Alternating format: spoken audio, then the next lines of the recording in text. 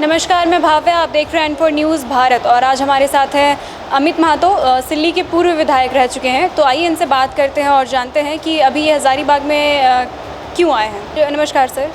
Sir, आप आज आए हैं हज़ारीबाग में और सुनने में आ रहा है कि आपने दौड़ लगाया है, तो वो दौड़ क्यों है और कहाँ से कहाँ तक आपने लगाया है? जी, ये हमारा संत कोलंबस से शुरू हुआ था और फिर फाइनली हम लोग डिस्ट्रिक्ट मोड़ एक चक्कर घूमते हुए लगाए और 21 किलोमीटर की दूरी को हम लोगों ने तय किया।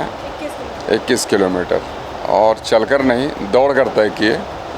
और सिर्फ की खतियान के आधार पर स्थान नीति बने, खतियान के आधार पर हमारा नियोजन नीति बने, ताकि हमारे यहाँ के युवा युवतियों को, हमारे छात्र छात्राओं को, आज की जनरेशन को और आने वाली पीढ़ियों के साथ न्याय हो सके।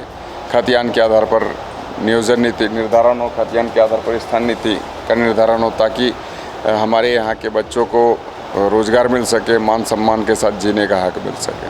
आप 60-40 नियोजन नीति के बारे में क्या कहना चाहेंगे? उसका विरोध क्यों कर रहे हैं छात्र? 60-40 वाली नीति कहीं से भी हमारे खतियानियों के हित में नहीं है और जो हित में है उस तरीके का नीति बने जो एक्सेप्टेबल हो। जैसे खतियान के आधार पर बना दिया जाए तो फिर ये 60-40 ये भाषा ये सब कुछ रहेगा नहीं। हम तो यही कहते हैं कि खतियान लाओ, रोज़गार पाओ के ख्यालात से हम सबों को नौकरियां मिलनी चाहिए। आपने आम लाइसेंस के लिए अप्लाई किया था लेकिन वो रद्द हो गया, इसके पीछे क्या कारण है? वो चूँकि यहाँ के जो ब्यूरोक्रेट हैं वो लोग अपने मनमानी रवैये अपनाए हुए हैं और उन्हें पैसे चाहिए, बस सिर्फ और सिर्फ पैसे चाहिए। 3 लाख 5 लाख रुपया दीजिए, आर्म्स का लाइसेंस बनाइए। ये तो विधानसभा में भी सीपी सिंह जी के द्वारा आवाज़ उठाया गया था कि यहाँ के जो वर्तमान डीसी हैं छवि रंजन हैं, तो 3 लाख से 5 लाख लेते हैं, आर्म्स लाइसेंस देते हैं।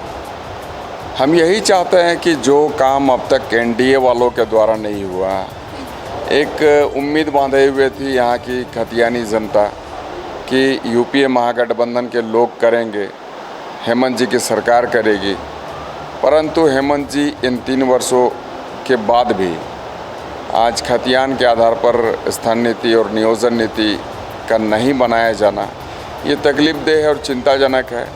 हम तो यही कहेंगे कि इसका बेहतर प्रारूप हम सबों के बीच में बनकर आना चाहिए था और प्रारूप जो बने वो retired chief justice of India जो होते हैं हमारे सुप्रीम कोर्ट के, उनके द्वारा होना चाहिए था। और हम ये मान कर चलते हैं कि यदि नियोजन नीति, स्थान नीति का निर्धारण हमारे चीफ जस्टिस ऑफ इंडिया के द्वारा होता तो ये मामला को कोई कोर्ट में ले जाने की हिमाकत ना करता और साथ साथ किसी राज्यपाल की इतनी हिम्मत नहीं होती कि वो इसे बैक करता। तो इसीलिए हम चाहते थे कि खतियान के आधार पर बेहतर नीति हम सबों के बीच में आए और प्रारूप बने, ताकि हमारे यहाँ के जो वर्षों से, हम तो कहेंगे कि 22 वर्षों से, जब से हमारा झारखंड अलग हुआ है तब से हमारे यहाँ के युवा युवती, हमारे यहाँ के छात्र छात्राएं उपेक्षित हैं, तो वो इसके शिकार नहीं बनते और हमारे खतियानियों के साथ न्याय होता है। तो हम यही सोच, यही सपना पाले हुए आज हेमंत जी के साथ में हम जो पहले थे, आज हम उसका साथ छोड़े और कहीं ना कहीं रोज़ के रोज़ हम अपनी व्यथा को प्रकट कर रहे हैं। चूँकि वो यहाँ के माननीय मुख्यमंत्री हैं, वो यहाँ के मुखिया हैं, तो हमारी जो पीड़ा होती है, घर वालों की जो पीड़ा होती है, घर के मुखिया को सुनाते हैं। आज राज्य की पीड़ा है, इसलिए हम यहाँ के मुख्यमंत्री को सुनाने का काम कर रहे हैं। इसलिए हम 21 किलोमीटर की दौड़ को पूरी कर रहे हैं और अपनी व्यथा को प्रकट कर रहे हैं। सरकार जो है वो तो हमारे द्वारा ही चुना जाता है, स्पेशली युवा के द्वारा वो चुना जाता है और आपने अभी बताया कि आप भी ऐसो मतलब उनके साथ थे, तो आपने मतलब ऐसा सरकार ही क्यों चुना जो आपका कार्य या फिर आपको राज्य को आगे बढ़ाने में सक्षम या फिर सफल ना हो? देखिए, ये चूँकि किसकी कौन सी मानसिकता है ये तो आप किसी को देखकर नहीं पता कर सकते हैं। और चूँकि हेमंत जी उस समय मुखरता के साथ रघुवर जी की गलत नीतियों का विरोध करते थे, अर्जुन मुंडा जी की गलत नीतियों का विरोध करते थे। वो हमेशा ही कहते थे कि हमारी सरकार बनेगी तो खतियान के आधार पर हम रोज़गार सुनिश्चित कराएंगे। और कोई वो 60-40 की बात नहीं करते थे, 70-80 की बात नहीं करते थे, 90 की बात नहीं करते थे, बल्कि हम तो ये कहें कि झारखंड मुक्ति मोर्चा का जो संविधान है, उस संविधान में लिखी हुई जो बातें हैं उसमें है कि जैसे ही सरकार बनेगी झारखंड मुक्ति मोर्चा की, तो 100% जो नियोजन का तरीका अख्तियार किया जाएगा वो खतियान के आधार पर किया जाएगा। तो आज चुनावी घोषणा पत्र में जितनी भी चीज़ें शामिल थी, तमाम चीज़ों को आज झारखंड मुक्ति मोर्चा की जो सरकार बनी हुई है वो भुला चुकी है, वादे से मुकर गई है। तो इसीलिए तकलीफ़ का विषय है कि पहले जो हेमंत जी कहा करते थे आज नहीं कहा कर रहे हैं।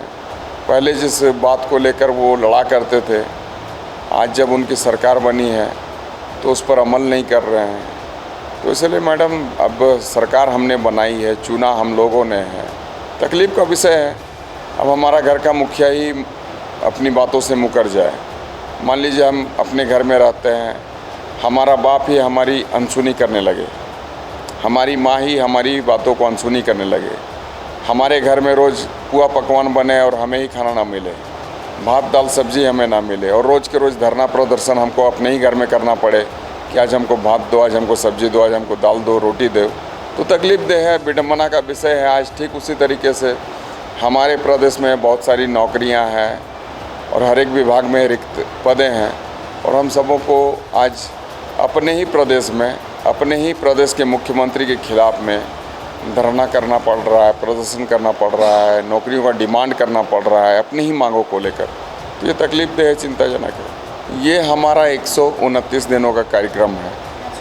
आज हमारा 88 दिन था, और जो बचे हुए शेष दिन हैं उन तमाम दिनों में हम रोज़ के रोज़ 21 किलोमीटर दौड़ेंगे।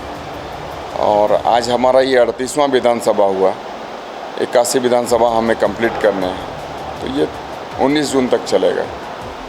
अभी आप जान रहे हैं कि छवि रंजन पर ईडी का रेड पड़ा है। हमसे पैसे नहीं मांग रहे थे, उतनी तो हिम्मत उनकी नहीं है ना कि किसी यहाँ पर ब्यूरोक्रेट की हिम्मत है कि अमित से पैसे मांग ले। तो छवि रंजन जैसे लोगों को प्रश्रय दिया जाना यही गलत है। हम तो हेमंत जी को पहले भी कहा करते थे जब हम उनके साथ में थे कि पूजा मैडम, पूजा जो सिंगल हैं, पूजा सिंगल बिल्कुल गलत है, ऐसे पदाधिकारी को आप क्यों संरक्षण दे रहे हैं। और भी जो लोग हैं उस तरीके से, और 2-4 लोगों का नाम हम जानते हैं, आने वाले दिनों में हो सकता है ईडी के रडार पर वो भी आएँ और वो भी जेल जाएँ। तो हम ऐसे तमाम लोगों का लिस्ट दिए हुए थे कि ये लोग को हम आज नहीं, बहुत पहले से जानते हैं, ये लोग काफ़ी गलत हैं, ऐसे लोगों को आप विभाग का सेक्रेटरी ना बनाए तो बेहतर होगा। परंतु हेमंत जी ने कहीं ना कहीं उनको प्रश्रय देने का काम किया, गलत तरीके से उनको संरक्षण देने का काम किया। नतीजा ये है कि आज पूजा सिंघल जेल गई, हेमंत जी बदनाम हुए। आज छवि रंजन जी जेल गए, हेमंत जी बदनाम है। तो ये छवि रंजन शुरू से ही करप्ट थे। ये तो यहाँ पर सागवान के जो पेड़ थे उसको भी कटवा के बिचवा दिए थे। तो ये गलत मानसिकता वाले व्यक्ति हैं। इन लोगों का काम हमेशा ही रहा है लूटना खसोटना, झारखंड की जनता को परेशान करना, शोषण करना, दोहन करना, पैसे का डिमांड करना। तो अपने स्वार्थ की पूर्ति के लिए ये व्यक्ति कुछ भी कर सकते हैं, और ऐसे गलत लोगों का हम हमेशा विरोध किया करते थे। तो अच्छी बात हो गई कि ईडी का रेंज में ये लोग आए और जेल चले गए। हम तो चाहते हैं ऐसे भ्रष्ट पदाधिकारी जितने भी हैं जेल के सलाखों के अंदर रहे।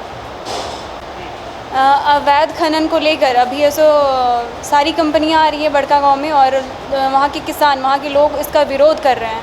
आप क्या कहना चाहेंगे अवैध खनन के बारे में? मैडम, ये अवैध खनन सिर्फ बड़कागांव की ही बात नहीं है, हर एक जगहों पर अवैध हो रहा है। कहीं पर वैध तरीके से इसको लाया जा रहा है, कहीं पर अवैध तो अवैध ही है। अवैध का कोई अडानी अंबानी से कोई लेना देना नहीं है। हम तो कहेंगे कि ऐसे गलत चीज़ों को प्रश्रय देना, अवैध खनन जो हम कहते हैं, तो आज झारखंड में हर एक जगह अवैध खनन बदस्तूर जारी है। और अडानी अंबानी को तो ये एक लीगल वे में दिए जाने का एक प्रयास है। तो हम तो ये कहेंगे कि जब तक हमारे यहाँ कोई बेहतर नीति नहीं बने, खनन नीति, विस्थापन नीति या फिर पुनर्वास नीति, जब तक बेहतर नीति नहीं बने तब तक किस तरीके से वैध या अवैध खनन होना नहीं चाहिए। और अवैध जो खनन जो आज हो रहा है, अवैध खनन, इसमें अडानी अंबानी ये शामिल नहीं है, अवैध जो हो रहे हैं, तो अवैध खनन में कहीं ना कहीं सरकार का भी पार्टिसिपेशन है, उसकी भी भागीदारी है। कहीं ना कहीं अवैध का खनन का जो हिस्सा, हम तो कहेंगे सीधा सीधे कि वो पैसे की जो उगाही होती है वो हमारे यहाँ के मंत्रालय, मुख्यमंत्री और मंत्रीगण, नेतागण तक पहुँचते हैं। तो ऐसे चीज़ों को प्रश्रय देना ही कहीं ना कहीं हमारी झारखंडी जनता के साथ में नाइंसाफ़ी है और ये नहीं होना चाहिए, ये तकलीफ़ देह है। सबसे ज़्यादा तो आप देखेंगे कि हमारा जो साहेबगंज एरिया है, राजमहल, साहेबगंज, बरहेट, ये पूरा कह लें कि संथाल परगना, जिसको लेकर आज ईडी की यहाँ वहाँ छापेमारी हो रही है और उसमें एक से एक लोग उजागर हो रहे हैं। प्रेम प्रकाश, पंकज मिश्रा, आपके डाहू यादव, बच्चू यादव, और उसमें कहीं ना कहीं हेमंत जी का नाम भी आता रहता है। तो जिसमें अब अवैध खनन मामले में हेमंत जी और यहाँ प्रदेश के मुखिया ही संलिप्त हों, तो तकलीफ देह है और काफ़ी पीड़ादायक है, चिंताजनक है। ऐसे तमाम चीज़ों का हम विरोध करते हैं और हम चाहेंगे कि इस पर शिकंजा कसा जाए, अंकुश लगे। यहाँ सरकार के रहते तो आपने ही बोला कि ये तो सरकार का कहीं ना कहीं होता है, तो इस सरकार के तो रहते हम, मुझे नहीं लगता शिकंजा कसा जाएगा। आपको क्या लगता है कि जो अगली सरकार आएगी या फिर यही सरकार में विरोध करने से कुछ सरकार सुनेगी? क्या है कि अगर बेटा नहीं कर सकता है तो बाप तो करता है। ठीक है, अच्छी बात है, आपने कहा कि राज्य सरकार नहीं करेगी, राज्य सरकार के ऊपर केंद्र सरकार है, वो तो कर सकती है। तो ये होना चाहिए। और जैसे कि आज पदाधिकारी लोग जेल जा रहे हैं, पूजा सिंघल, चाहे वीरेंद्र राम या फिर छवि रंजन, तो कल के समय में जा सकते हैं हमारे यहाँ के जो विधायक हैं, मंत्री हैं या फिर कोई और शीर्ष नेता लोग हैं। तो ये जो सिलसिला है वो जारी रहे और फास्ट ट्रैक जिसको हम कहते हैं, फास्ट, इसमें भी गति आए कि जल्दी जल्दी लोग अपने जेल चले जाएं, तभी हमारा झारखंड समृद्धि मार्ग पर आगे बढ़ेगा।